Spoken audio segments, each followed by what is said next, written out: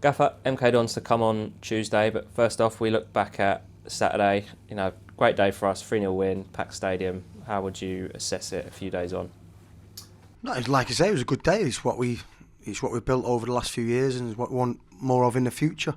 Good atmosphere, fans are right on side, and making the environment for the players really, really good to play in, and then the players carrying out what we want, and at the end of the day, getting the result that we needed. I thought it was a well-deserved 3 points.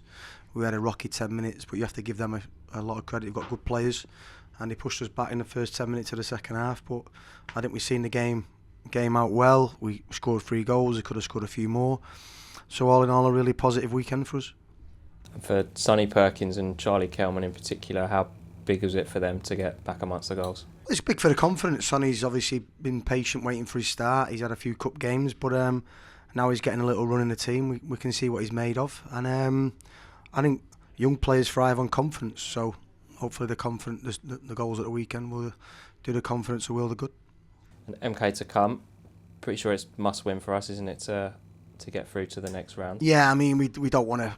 I think there's maybe one way that we can win the game and still get knocked out. I'm not sure why the kick-off times are different. Why we kick off at 7 and then the other two teams know that what they need to do. So I think if we win the game by 2, then we're guaranteed to go through. So let's just try and win the game by 2.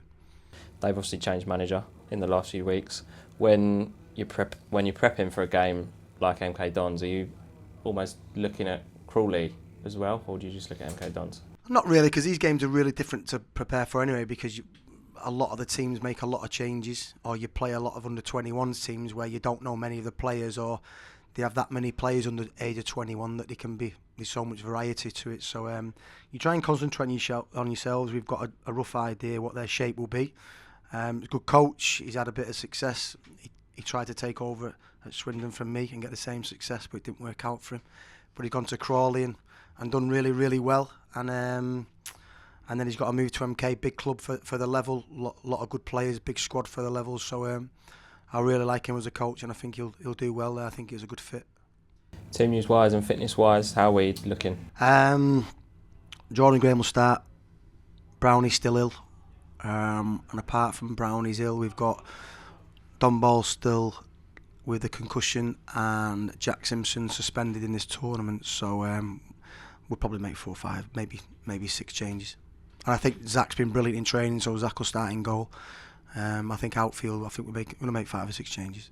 And Sean Clare back in the building today, how nice is it to see him? Yeah, back in the building, but not back on a training pitch. So it's good to see his face, but we know what a big player he is, so we want to see him on a training pitch as quick as possible. But I think he enjoyed the last few weeks. But now he's starting to get ready to, his body prepared to when he comes back on the training pitch, and hopefully in 4 or 5 weeks we can see him back on the first team pitch.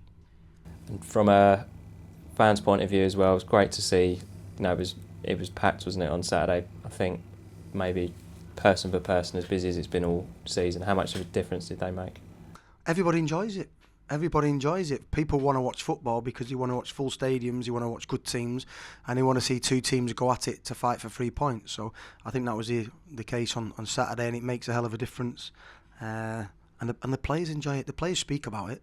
The players speak about the atmosphere after the game, and they enjoyed it. So like I say, it can mean a lot, and this tournament's no different. I think if you look at the last 4 or 5 finals in this tournament, I remember maybe a couple of years ago, can't remember who the final. I think Sunderland may have been involved in the final, and the Super Bowl was quite close to it, and we had more spectators at the Papa John's final than he did at the Super Bowl. So this can potentially be a really, really big game in the final of this tournament. So I think it's important that we take it seriously. We want to get through, and then you're probably maybe 4 games away from Wembley. So it can be a special occasion for the players. We ain't going to get to Wembley in the FA Cup final. We ain't going to get to Wembley in the Carabao Cup final. So this is the best opportunity for players at League 1 and League 2 level to play at the best stadium in the world.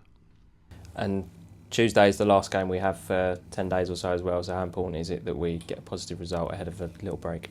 No, I think we've won 3 out of 4, so it's positive anyway. But what I want to do is I want the players that are coming in to replicate the same intensity, the same application as what the players produce on Saturday, and if we can get that running through the whole squad, then it doesn't matter what team we pick. We know what we're going to get. So I think it's an important game for a couple of players. Obviously, I've mentioned Jordan Graham. There's a couple more that need the minutes. But again, I want to see an intent team that are aggressive, and come a week on Saturday, put a question mark in my mind to pick them at Stevenage away.